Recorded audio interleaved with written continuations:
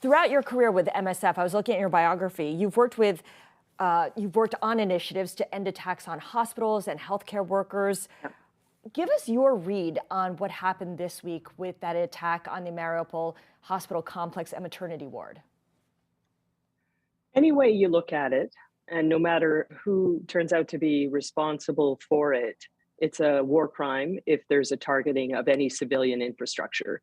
What we saw in Syria, and we also experienced in Yemen and in Afghanistan during my time with the organization, was sometimes targeted and sometimes indiscriminate bombing or shelling of areas where there were known civilian infrastructure. This is a violation of international humanitarian law insofar as civilian infrastructure, and that includes hospitals and clinics, but also schools. And it can also include churches or train stations, anywhere people are congregating. That is not a target. It's not considered a legitimate target. And also the importance of maintaining the integrity of a place like a hospital. This is the last little spot where people who are in desperate need of life-saving healthcare are able to find refuge. So when you make that a target, obviously there's something horrifically wrong, and we denounce it every time. So now that this has happened, does that open the door for more targeting of civilian infrastructure? You mentioned other places you've been. When things take a turn like this and Russia perhaps enters a new stage in this war, what kind of doors does that open? Well, when you destroy a hospital, there's no question that you're cutting people off from the life-saving healthcare if they were injured in any sort of war actions or violence in the place where they live. But there's also secondary effects, because you're cutting people off from being able to deliver babies safely. You're cutting them off from life-saving medications for chronic health care if they were being treated through a health facility. So it has catastrophic effects on people's health. And for us as a medical humanitarian organization, what we're trying to do now is not only speak out and raise awareness of this issue, but of course, support the hospitals that are on the ground. We have teams mobilizing in different parts of the country and trying to provide the supplies, and even a supply shipment. You've got the medications that many of the surgeons and nurses are screaming for and saying that they need in order to be able to continue working with their people and treating them. If those are attacked, if the depots that are warehousing the humanitarian or medical supplies are also attacked, that too makes it impossible to provide the essential services that people have a right to in any sort of humanitarian crisis. So I wonder how the West sanctions, the US and European sanctions are in place right now, are affecting MSF's ability to move equipment in, to move personnel in, hospital professionals, medical care professionals in to assist. Does it slow you down at all? Do you have to come up with workarounds? I have not heard that in this particular case, sanctions have been an issue.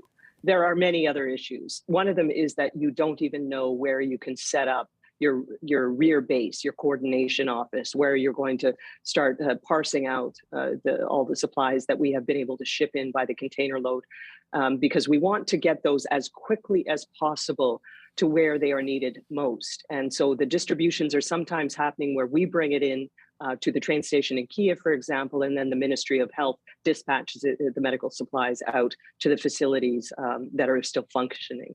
And so for us, it's not so much sanctions as the perpetual risk that there's going to be violence impeding the transport.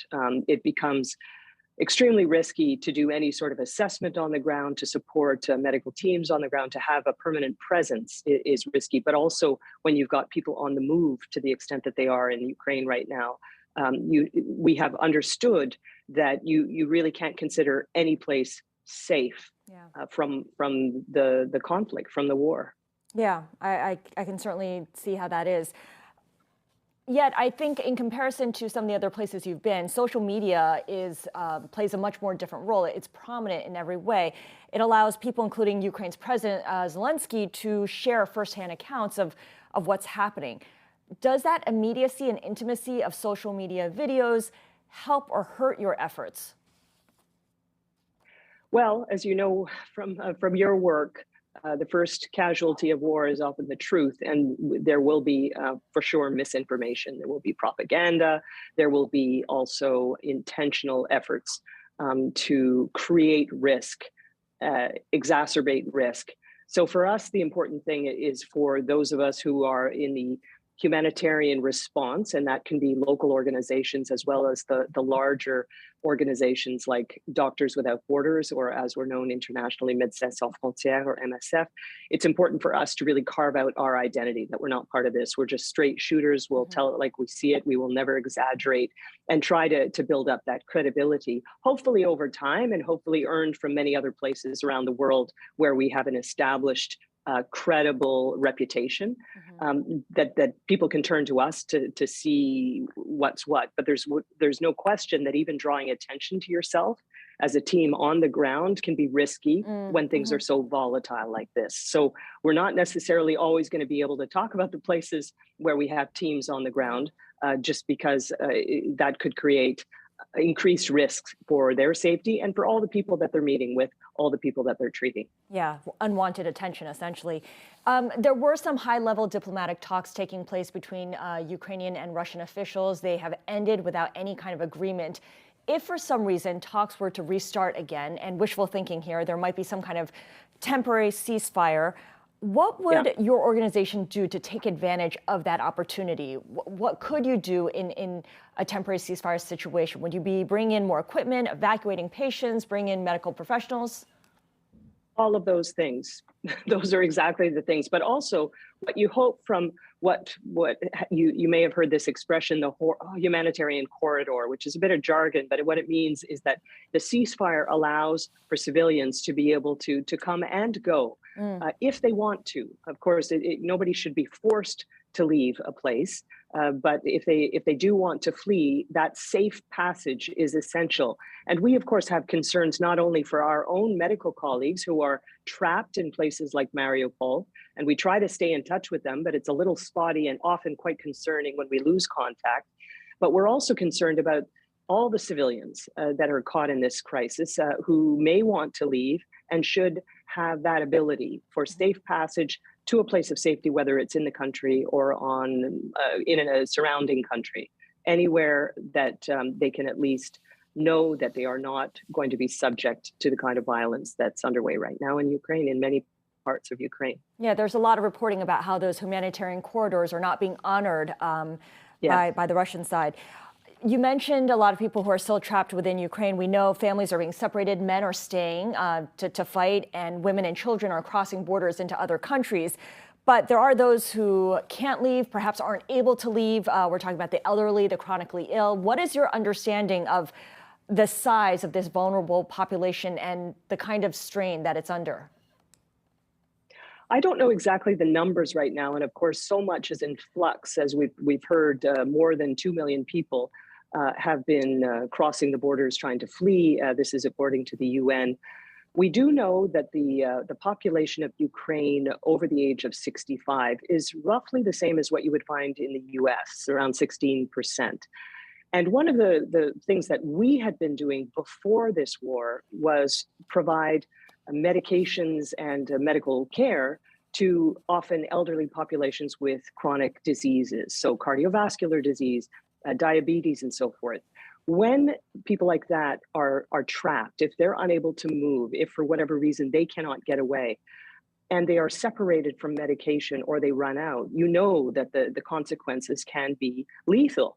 The medications that they are on and the care that they were receiving really can be the difference between life and death. And so it becomes all the more urgent for organizations like ours to remember that group of people, remember that they are especially vulnerable among others, but that is a group that needs special attention when it comes to the procurement of the medical supplies that we're sending in. Thank you for answering that. Final question to you, Avril. For those who want to help and who want to donate, whether it's through money or through equipment that they might have that are willing to share, what is the best way? What is the most effective way of giving? And can you give any reassurance as to how quickly that equipment will make it there? Well, what I can tell you is that we have a website, doctorswithoutborders.org, where people can learn what we're doing, how we are focused not only on the Ukraine war, this particular emergency, but many other emergencies. And so I would say that one of the critical things is to think the bigger picture, that it's that capacity to pivot, to shift, to go to other countries that makes it effective from an aid perspective to get things as quickly as possible. We as an organization don't accept donations of equipment because we have a very sophisticated procurement capacity, and we like to have that control over all the things that we are going to be sending into a place where maybe there are specificities of the environment. However, there are other organizations which I can't particularly name, but in our case, really, the capacity even to make a financial donation offers that chance for an organization to procure locally, which supports the economy in a local effort like this, and also to make sure that the quality standards, the quality control of any supplies that we send in are assured through a proper procurement process. So it's not to disparage the idea of sending goods, but it's not something that we engage in, because we do have the logistical and supply capacity.